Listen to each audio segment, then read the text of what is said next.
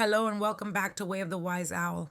I'm Dagmari, and today we're going to talk about something I wish more people would say out loud because it would set so many hearts free. You do not need to be fixed.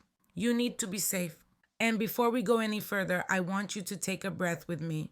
Inhale and exhale because this topic is tender and it's also powerful. A lot of people are walking around thinking they're broken because they don't heal fast enough, because they still get triggered, because they still have bad days, because they still don't trust people, because their anxiety shows up at the worst times, because they keep overthinking, because they're tired. And if that's you, let me say it again slowly. You are not broken. You adapted. Your mind and your body learned how to survive. And the real healing journey is not about fixing some defective part of you.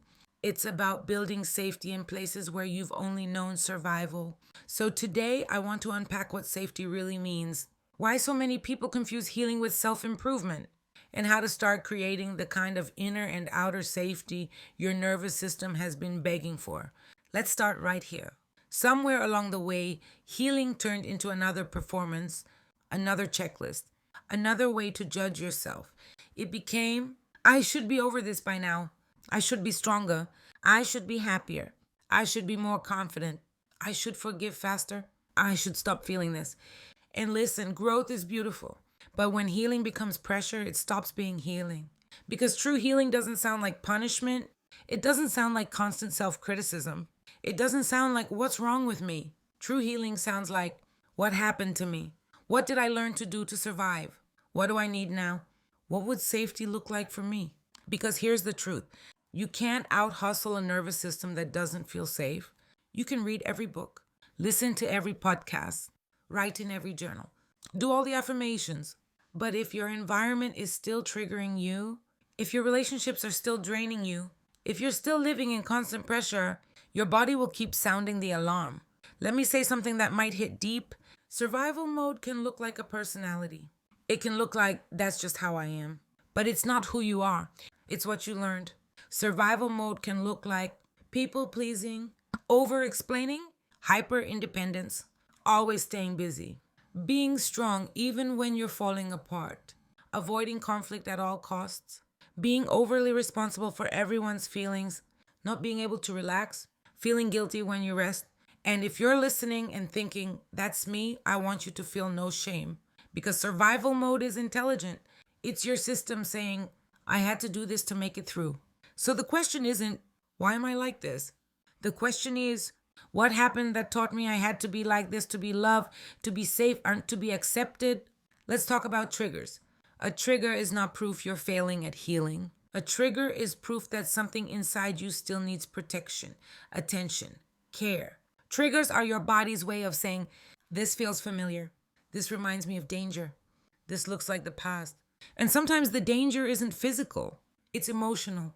It's being dismissed, being ignored, being criticized, being manipulated, being blamed, being rejected, being controlled.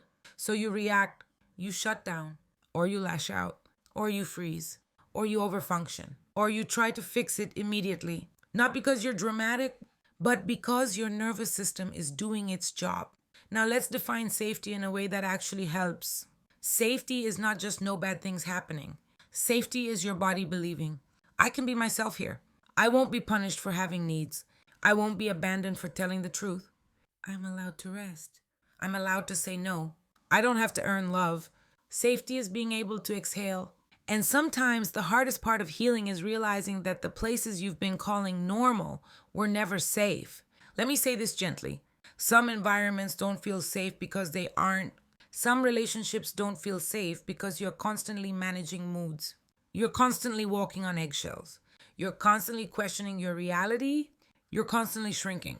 That's not your anxiety being too much. That's your wisdom speaking. Here are a few signs you may not feel safe.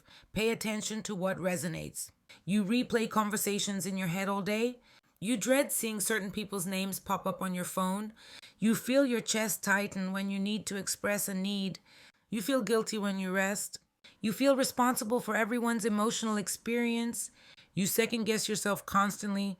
You feel like you need to prove your pain to be taken seriously. You don't feel calm even when everything is technically fine. If you recognize yourself in that list, I want you to hold compassion, not judgment.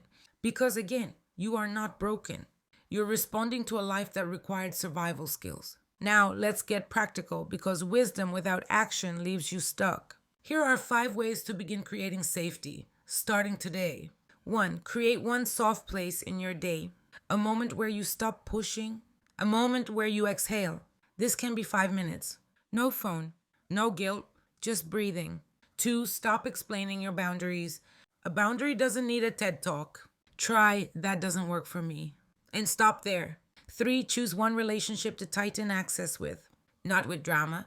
With maturity, less availability, less disclosure, more space. 4. Learn your body's signals. Your body will tell you tight jaw, tension in shoulders, stomach turning, racing thoughts, fatigue. Those aren't random, they're information. 5. Replace self criticism with self protection. When you start spiraling, ask, what do I need right now? Not, what's wrong with me? Part 7, a short guided reset. Let's do a quick reset together. Put one hand on your chest if you can, and one on your belly. Inhale slowly. Exhale longer than you inhale. Again, inhale, and longer exhale. Now repeat after me. I am not broken. I am learning safety. I am allowed to rest. I am allowed to choose me. I can grow without punishment. I want to leave you with one powerful question. Write it down if you can. Where in my life do I feel the most tense? That's where safety needs to be built. Your assignment this week is simple. Choose one small decision that protects your peace. One no, one pause, one boundary, one moment of rest. Because healing doesn't begin when you become perfect. Healing begins when you stop treating yourself like a problem and start treating yourself like someone worth protecting. Thank you for spending this time with me on Way of the Wise Owl. If this episode spoke to you, share it with someone who's tired of trying to fix themselves. And remember, you don't need to be fixed. You need to be safe.